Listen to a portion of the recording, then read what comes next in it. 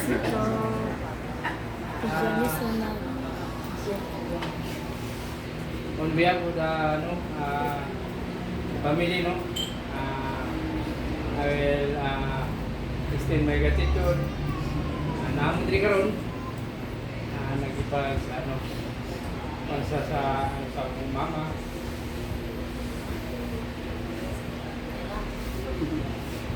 Kailangan ko i-strong lang yung ko, no? Kasi bali si Mama Magod, sabi ng mga kapatid ko, ako na yung favorite child niya. Pero sa totoo lang, pero wala papor-papor. No? Kailangan natin yung tuwa lang. No? Tuwa lang tayo. Kasi alam ko naman sa sarili ko na si Mama is secure na dahil at ano na rin kami sa family namin.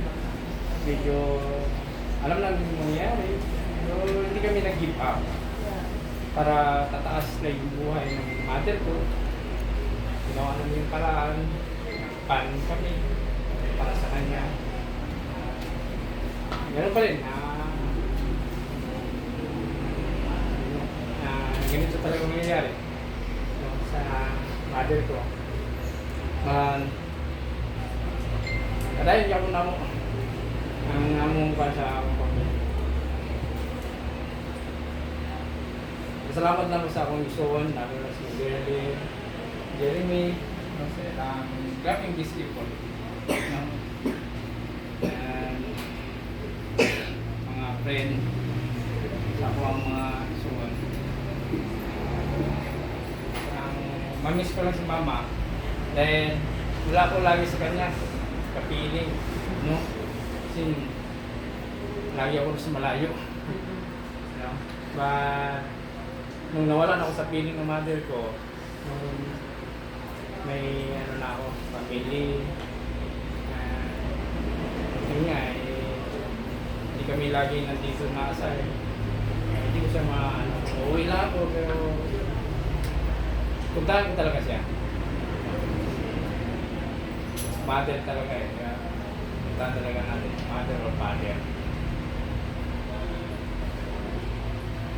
Ano lang, strong lang kasi ako na biyak ako, pero doon talaga sa niya. Doon ako biyak. Salamat ako. Kailangan niya lang mag-bless. Sabi ko sa kanya.